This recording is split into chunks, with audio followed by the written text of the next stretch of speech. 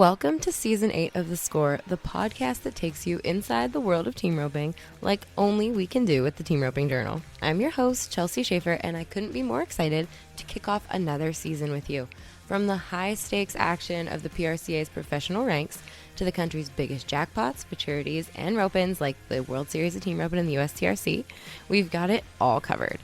Each week, we'll bring you exclusive interviews straight from the biggest moments in team roping, breaking down monumental wins, reliving career-defining performances, and sharing never-before-told stories that give you an inside look at the lives of athletes and personalities that are driving this sport.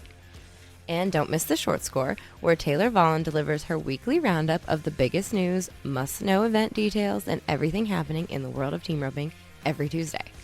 Whether you're a seasoned roper, a fan of the sport, or just someone who loves a good story, this season is going to have something for you. So grab a seat, turn this on in the pickup, tune in, and let's dive into the stories that make team roping more than a sport, a way of life. This is The Score.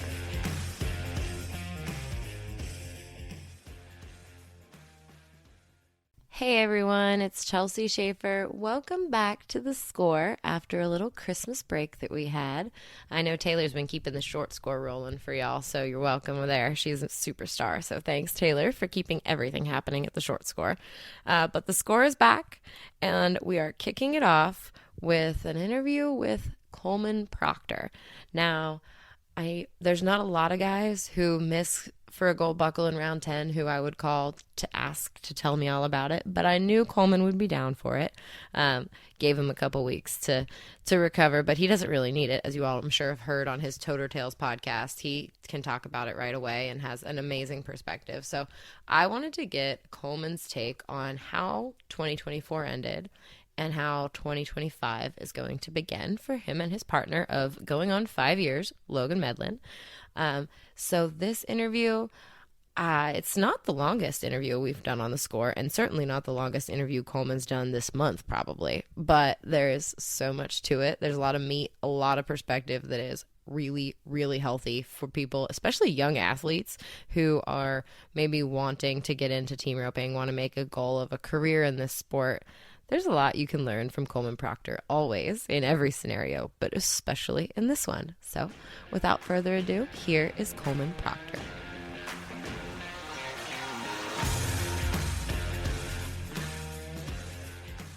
Leaving the NFR, they say you get, like on a normal day, Trevor will be like, oh, you get 5 minutes. How many minutes did it take you to get over round 10?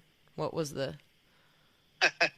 What was it was a lot more of an emotional loss than I thought it would be. I'll be honest. I mean, I've spent most of my career losing, so I'm pretty adept at it as far as being able to handle it. And it was more emotional than I thought it was going to be. I run into my uncle Cricket Long, Jake's dad, was the first person I saw upstairs, and that's kind of when it first hit me. And then when I saw my mom, it was real emotional, and just because I wanted that for her more than anything. And I know she doesn't really care, It's not that big of a deal to her. I mean, obviously she'd like to see me win it, but I don't know. I think back to all the times that she took me to every high school rodeo and held my goat out there for me while I chased her around in a circle. You know what I mean? My whole life, Yeah. And so that was probably the biggest letdown of it all. But, then the next day, get packed, you're wore out, you're tired. I got home Monday. I let the kids, I let them play hooky from school. And we took that day and mostly slept. And then Tuesday, when we were kind of back to normal, I took the kids to the diner that morning. And there's some guys that are always in there when we go in on our way to school. And they bought our breakfast and told me good job. And they sure enjoyed watching me, this and that. And we were visiting for a minute. And I'm sitting there playing Guess the Animal with my 7- and 5-year-old daughter. And I realized at that moment right there that nothing in my life would have changed had it gone any other way. You know what I mean? Like nothing in my life would have changed with a gold buckle. I mean, it'd been cool to do it, but nothing would have changed about it. And that's really the moment that it was like, I've tasted it. Now I want to go get it, Sure. And it motivates you a little more of just like, which I'm not going to lie, I didn't practice a lot. Like I think I've had one day in the practice pen, just riding some colts.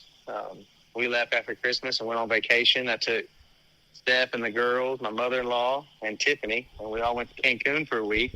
So, we kind of just took a nice little break from it for a little bit. And now it's time to get back after it. You know, now once you kind of get a chance to do it once, man, it's all about the feeling of doing it again. Yeah. And I told Steph, like, I would go back and relive that entire day again, even knowing the result, right? Even knowing the heartache that's going to follow, everything. I would go back and relive that day again because that was the most fun day that I've had besides my wedding and my kids being born. Of just the support from the fans and knowing that, like, your whole life you've wanted to run one for a gold buckle, and I got to run one for 2. You know what I mean? Yeah. Like, that doesn't get any better now. That's the reason we practice so hard. That's the reason why we give so much to this thing. Is for those feelings, those moments, those times in our career that we look back on and remember fondly, you know? Yeah, absolutely. And it was, I mean, thinking of all season last season, I mean, there were opportunities for improvement. It wasn't like you just had the best season of your career. I mean, you did, but it wasn't like you peaked last year. Like, there's a lot more. Well, every year, you know, Logan and I, in the fall, we kind of sit down and talk about what's our plan for next year. Are we happy with where we're at? What's our goals? You know, we kind of go through the list. And one thing, you know, when we decided to rope again in the 25 season was I told him, I just said, hey, I don't think we've peaked. I don't think we're on the way down. I feel like our team is still ascending, and I think that's exciting and that's encouraging. I think my horses have gotten a lot better, and, you know, they're a lot more seasoned now than they ever have been. I need a good horse to get fought on. That's something I still kind of have a hole in my game. But, you know, as far as the rodeos go, I feel like I got the best set of horses I've ever had in my career. So I got the best partner I feel like I've ever had in my career. Our rhythm is really good. Our run is extremely fast. Heisman doesn't seem to be showing any signs of slowing down.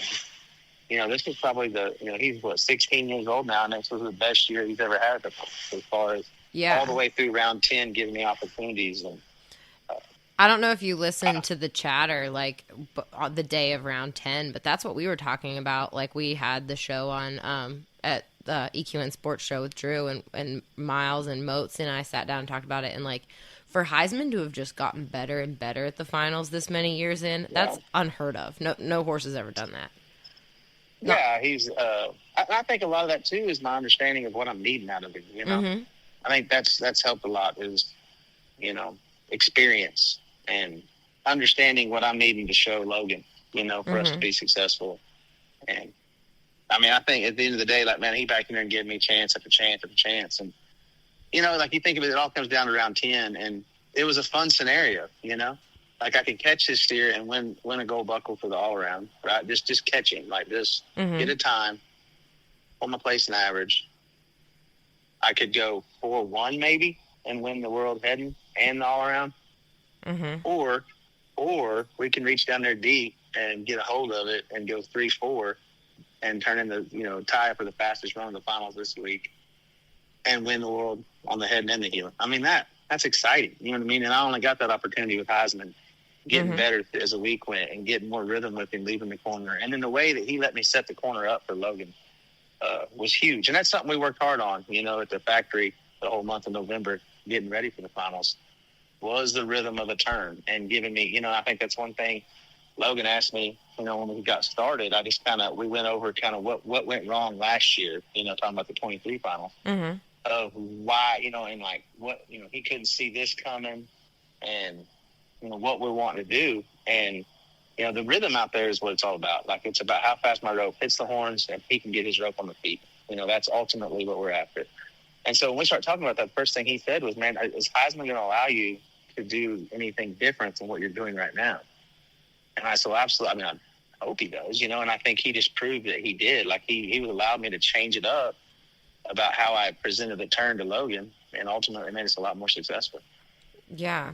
Since you talked a little bit about round 10, like, I didn't want to ask you what happened at round 10. I'm going to be honest with you. I love talking about it. Okay. Like, okay. How else do we get better? Yeah, you know I love it. I think at the end of the day, like, the results already happened, but you got to learn from the process. And I'm big about, like, I'm either winning or I'm learning, but either way, I'm not losing. Yeah. Like, was round 10 a failure as far as results go for this year? Possibly, yeah. But if it helps me win a gold buckle next year, then it really wasn't. It was just a step in the right direction. Yeah. You know, and I've had, and don't get me wrong, it took me a day or two before I ever looked at it on film. You know what I mean? And I've gone over it in my head a lot. And I think The only regret I had was I wasn't, like, when you look back at like round 9, the way I was it almost appears like I'm sitting at the barrier, just waiting on the steer to get legal for me to throw my head rope. And, which I know Heisman can move around in there a little bit, but when he hit the corner, he was perfect. His shoulders were perfect. And that's big for me because I needed to be going like towards the flag, inside. And that's ultimately why I take so long with him a lot. Like, I want to hit the corner and nod and go, especially when the start is as fast as it is at the finals. Like, I don't like spending time in the box because between me talking to myself and the steer and Heisman, I mean, I don't like being in there very long. But when I hit the corner, my steer was fighting his suit a little bit, so I kind of walked up and kind of let him get straight. And then the steer was perfect. I knew Andy had him, Andy Hilton, who he's a superhero. Huge debt of gratitude. I mean, as hard as he works in there. And a lot of times that's who I'm talking to when I'm back in the box. Because, like, he's, if you're not nodding, he's thinking you don't like the steer where he's at, so he starts pushing around. Yeah, he's trying. And then there's times I got to tell him, like, hey, no, it's my horse. It's not you. You're doing a hell of a job. You know what I mean?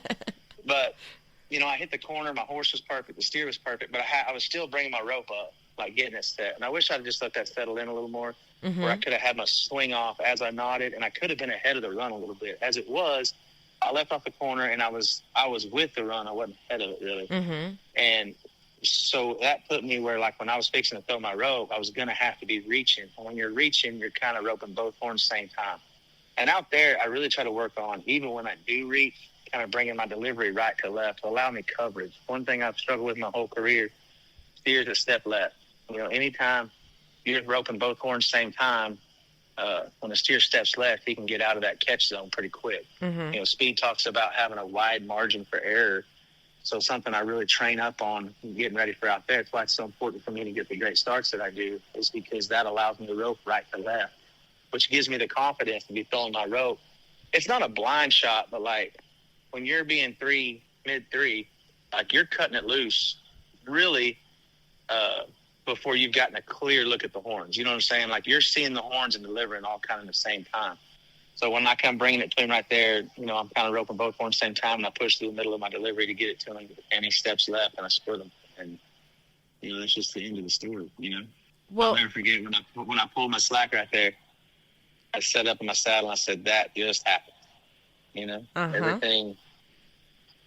I mean, that's why we run, hey, it's round 10, how fast we got to be. You know what I mean? Every practice, that's why I do push-ups when I miss. You know what I mean? Like, for this moment. And so when you look back, I mean, you can be mad at the result, but, like, let's just find what would you have done different? What would you like to try to do different this time? And learn from the process. And then, thank God it was a lesson that paid me $148,000 in an incredible week. You know what I'm saying? Yeah, like, thank absolutely. God it was a lesson that I learned and was able to go home to my family on vacation, Yeah.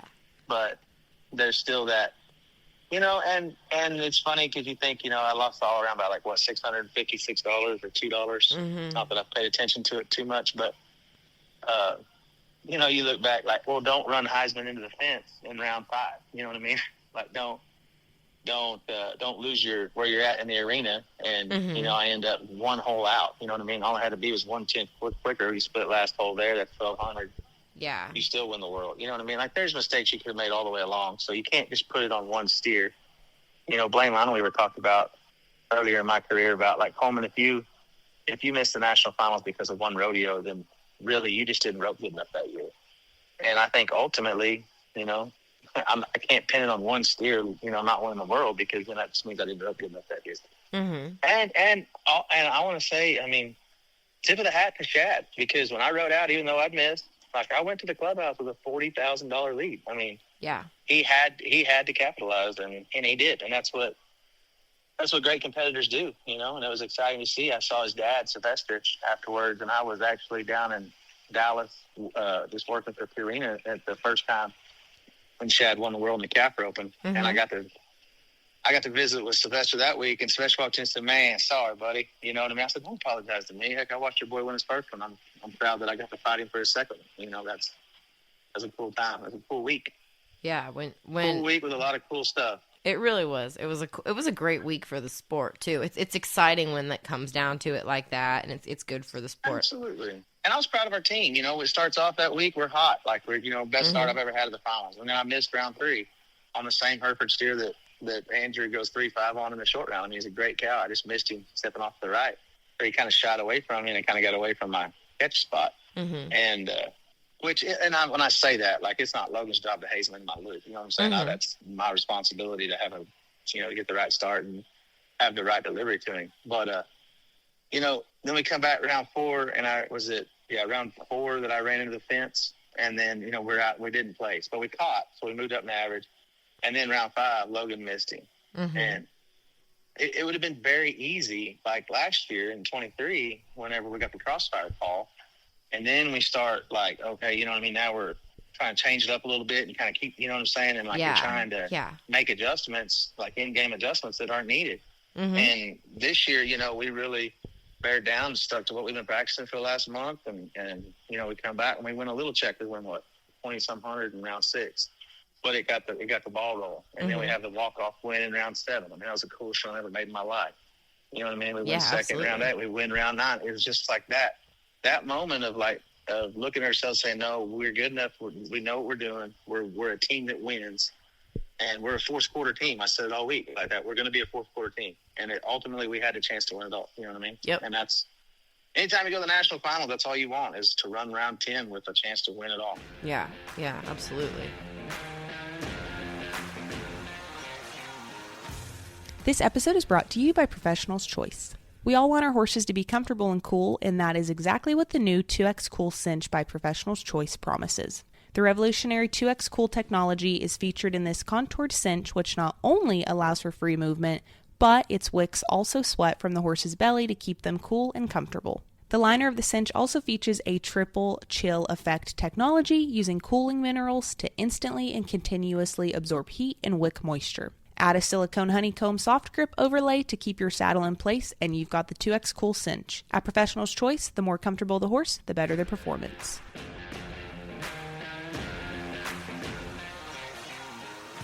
What does a guy like Logan say to you riding up the alley? Or when did you and Logan speak? And can you say what words were said after round 10 to each other? After round 10 or before round 10? After round. I mean, I guess before or after. I'm curious about after, but before would be awesome too. After round 9, I sent him, you know, because of course we'd sat down with the whole what if deal, you know, and all that. And I said, man, I want you to look at it. Partially because I've already taken a Tylenol PM. So, you know what I mean? I'm going to start getting woozy here in a minute so I can sleep. And then you tell me what you think. And he, you know, he's like, well, and I said, but hey, I want you to know tomorrow we're running a steer for us both to win the world. You know what I mean? Ultimately, I had a little advantage there because Junior and I did good at Pendleton. And so when he sent me back, like, I think we're going to be 2 ahead of Tyler Wade, then you know it's like, all right, we have to win the round and ready to go. And it was funny because we walked back to my horse to get on. I looked over there. I was like, well, when we'd be practicing, I'd always look there and say, how fast we got to be around 10 to win the world. He would always be the guy that sets the number. You know what I mean? He might come with 6'5". He might come with 3'4". You know what I mean? And so he looked at it and was like, and he just shrugged. He goes, I don't know. So I guess we just go as fast as we can and have fun doing it. He's like, yeah, I think so. And then when I missed, I rode out.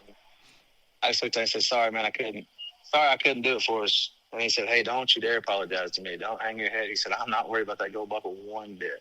And that's just who Logan is. Yeah. You know what I mean? And I still to this day, it's kind of a running joke. You know what I mean? Like somebody will say something about a bad handle they gave him. Or maybe they broke a barrier for him with the jackpot. You know, come in and I'll look at him and just say, well, hey, I missed one first time chance to win a gold buckle and he still ropes with me. So, and it's almost like embarrassing. And he'll be like, he'll make sure and tell the person, like, I don't care about that gold buckle one bit. I'm not concerned about it, you know?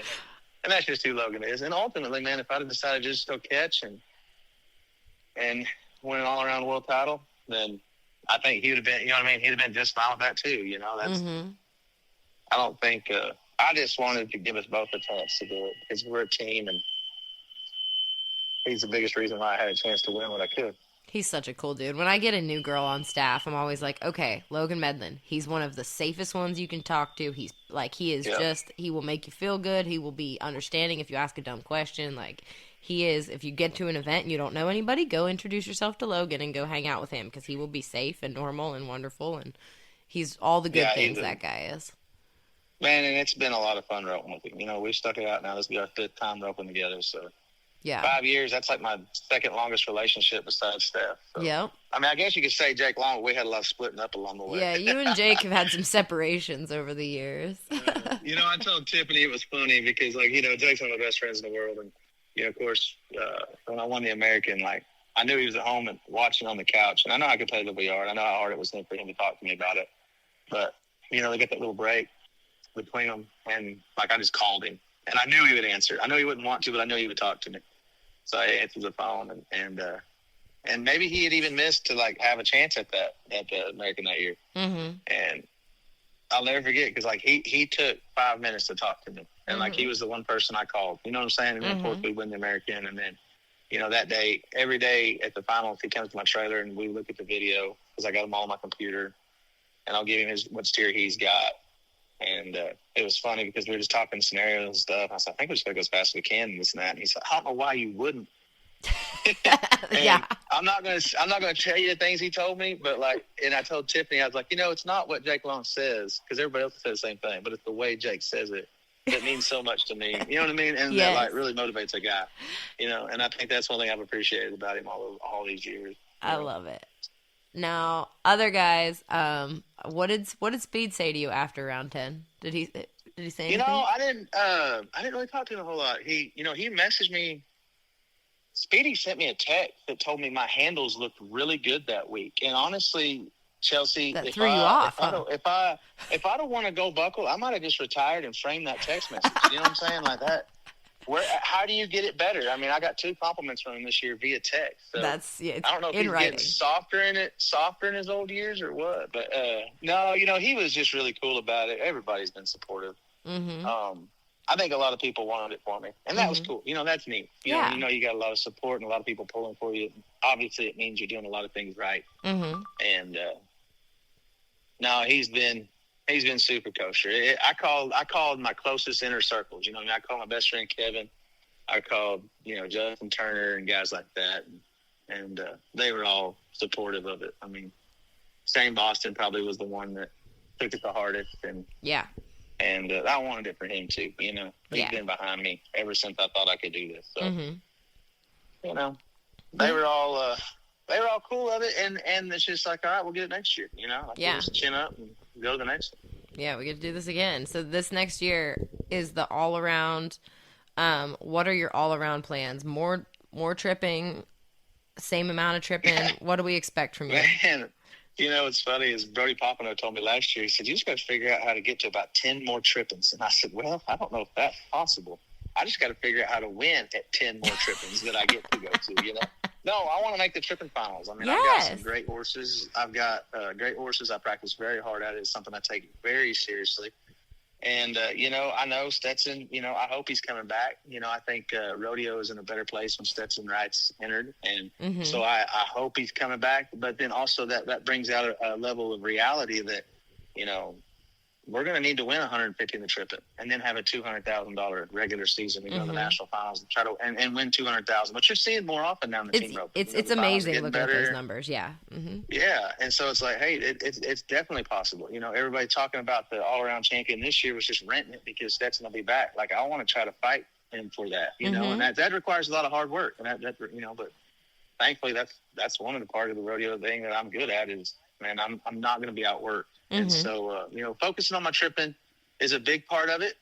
Now, saying that, we're doing this interview, and I skipped Odessa's steer roping this weekend to come to San Diego, and those guys are freezing, and I'm sitting on the USS Midway enjoying 70-degree weather. But, no, that's my plan. You know, I'm going to be after him in the steer open again. I'm going to be after him in the team open just like we were last year. And, you know, I think T-Wade and Thorpe, they're dang sure I call them a juggernaut at the national finals, but you know, I think my team is good enough to compete with them and ultimately beat them. So I'm going to just work hard to put ourselves in positions to get to run that 10th one again for 2 gold buckle.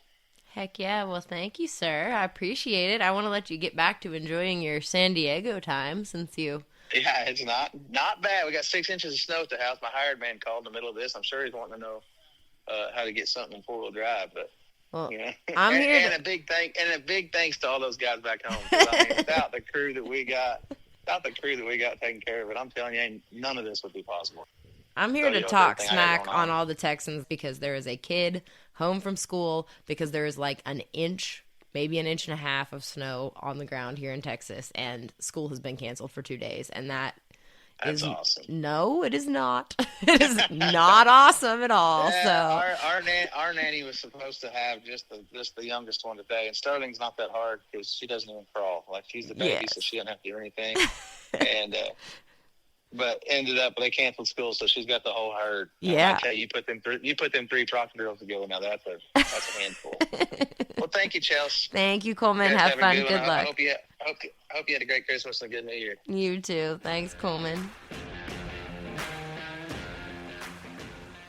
Well, I hope you all enjoyed that episode of The Score as much as I did. Thank you, Coleman, so much for your ability to put into words so many hard thoughts, emotions, feelings. It really is something to learn from you and to watch you and handle yourself with grace. So thanks, Coleman. Good luck again in 2025. We will all be pulling for you. I'm pretty sure so much of the team roping world is always pulling for Coleman Proctor. So I am not alone in that. Now, thank you again to Professionals Choice for sponsoring all of our podcast coverage during the finals. They brought you guys the cool interviews behind the scenes, all the really honest first impression takes that we got with those guys. So Professionals Choice, we are so glad to have you all as partners, and we will talk to you all in a couple weeks.